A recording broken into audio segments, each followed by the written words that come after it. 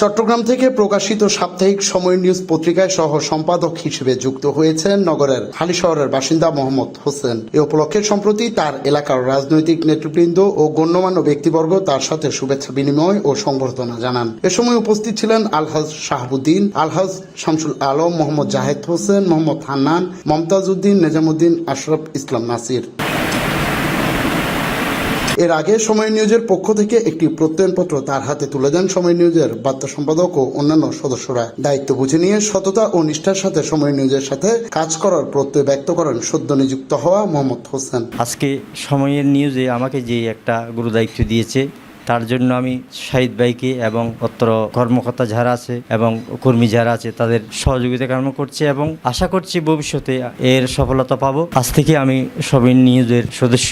ইনশাল্লাহ আমি সময় নিউজের সাথে সততার সাথে নিষ্ঠার সাথে কাজ করার অঙ্গীকার ব্যক্ত করছি। ডেস্ক রিপোর্ট, সময়ের নিউজ।